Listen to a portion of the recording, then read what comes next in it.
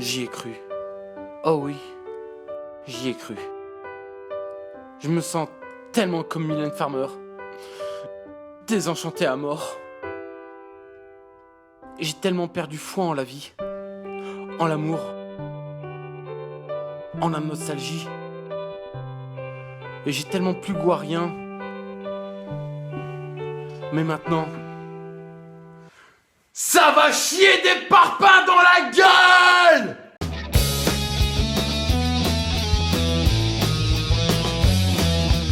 Salut bande de tarlousses de gueux! Les visiteurs, rien que ce nom me renvoie au début des années 90. Époque bénie de la dance music et des costumes avec des épaulettes, et fait survenir en moi des OK! Dingue! Et autres morte couilles! Et Merci la gueuse. Tu es un laidron mais tu es bien bonne. Et là, avec la sortie des Visiteurs 3, bah c'est un petit peu comme si je retrouvais des potes perdus de vue depuis une vingtaine d'années. Enfin, des potes. Ils ont plus une allure de tonton bourré s'habillant chez les Emmaüs. Mais passons. Je suis donc allé à la première séance de ciné avec l'idée que j'étais une sale langue de pute pour n'avoir pas cru dans le potentiel de ce film. Eh ben, je vais vous le dire franchement, je me suis trompé. Ouais. C'est encore pire que ce que j'avais pu imaginer. Ah! Oh putain, ça, là je suis énervé, il faut que je casse un truc avant de continuer. Eh ben ça va mieux. Alors en gros, je n'ai pas ri une seule fois, j'ai à peine esquissé un sourire lors de 2-3 scènes, et je suis très loin d'exagérer. En fait, ce film est la définition même du « je surfe sur la nostalgie avec un casting jeune et attractif pour faire du pognon », même si je n'ai rien à proposer et que je m'en bats totalement la race du public. Sauf que déjà, le casting, on s'en contrefout tant les nouveaux arrivants n'apportent rien et font tapisserie. Pourtant, j'aime bien Alex Lutz, Harry Habitant et Franck Dubosc. Sauf que là, tout le casting est annihilé par Christian Clavier qui tient la vedette, au détriment d'un Jean Reno dont le regard semble vouloir dire « Qu'est-ce que je fous là ? Pitié, tuez-moi, tout de suite, maintenant, là. » Le jacouille chaud que ça aurait dû s'appeler. Mais un chaud qui a refroidi.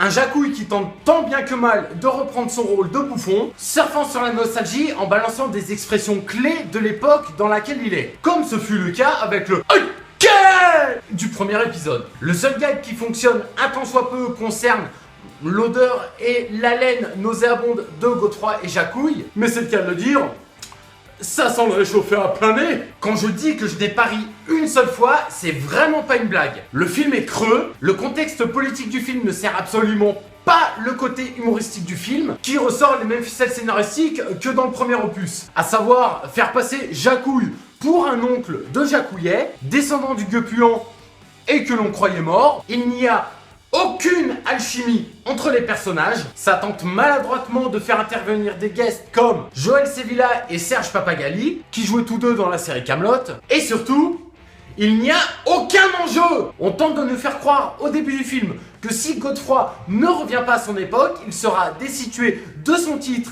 et de ses terres. Et du coup, le Godefroy, coincé à l'époque de la Révolution, il se dit que le seul moyen de rentrer chez lui, c'est de remettre le roi sur son trône. Bah oui, c'est la logique même, hein. Quand t'es perdu dans le temps et dans la merde jusqu'au cou, bah tu remets le roi au pouvoir pour te sortir de la merde, hein. Logique. Comme si nous, on allait réélire François Hollande pour se sortir du purin dans lequel on est. Sauf qu'à un moment, vers la fin du film, le Godefroy se dit « Ouais, bah non, en fait, c'est trop tendu du slip. Je vais aller voir le descendant du mage Eusebius, il va me faire une potion, je vais retourner à mon époque et comme ça, c'est marre, quoi. » Non, mais sérieusement, y a pas plus pourri comme facilité scénaristique. Et puis, sans vouloir jouer mon chieur, normalement, le mage Eusebius est censé être emmuré vivant dans les oubliettes du château. Dans ce cas-là, pourquoi ils n'y vont pas directement comme ils l'avaient fait dans le premier épisode?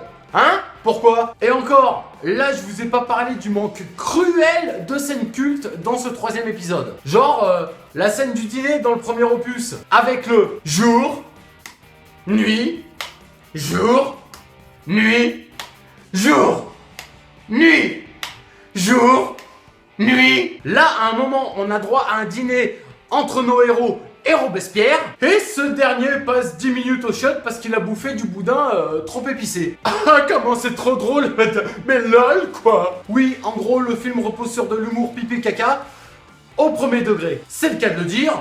Ça m'a fait mal au cul. Il y a bien quelques clins d'œil aux précédents épisodes, encore et toujours grâce à Jacouille, mais ça nous renvoie juste 20 ans en arrière et nous donne furieusement envie de revoir les visiteurs 1 et 2. On ne retrouve rien de ce qui fonctionnait dans ces épisodes. Pas de découverte technologique laissant nos héros dans des situations plus que loufoques, pas de nouveau langage, ou très peu. Bref, on pouvait s'attendre à ce que ce ne soit pas terrible, comme les suites des Bronzés ou encore des Trois Frères. Mais alors à ce point, non mais là ça dépasse toute logique quoi. Les mecs se permettent même de reprendre une chanson paillarde du premier épisode. Et on lui pèlera le jonc comme au bailli du Limousin.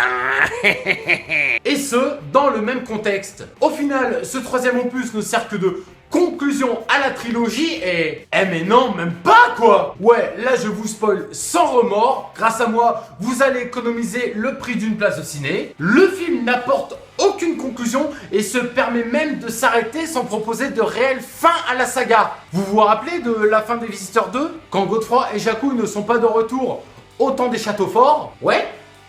Eh ben là, on a droit à la même, mais à une autre époque. En bref, ce troisième opus ne sert strictement à rien, ne fait pas avancer l'intrigue, et se permet même de s'arrêter sans proposer de réelle fin à la saga. En fait, je me dis que Jean-Marie Poiret et Christian Clavier, bah ça m'étonnerait pas qu'ils aient pour ambition de concurrencer Retour vers le futur. N'allez pas voir ce film! Moi par exemple, en sortant du ciné, j'ai envoyé un texto à mon meilleur pote avec qui on connaît les répliques des 2 premiers épisodes par cœur. Oui, j'ai une vie et je vous emmerde. Et je lui ai dit, ne va pas voir ce film, s'il te plaît, préserve-toi, garde un bon souvenir de cette saga. Donc, vous l'aurez forcément compris, je suis plus que déçu. Pour moi, ce film n'existe pas. Ah, c'est de la merdasse. Ah, point. Et sur ce, je vais me remater pour la 518e fois Les Couloirs du Temps. Que trépasse si je faiblis!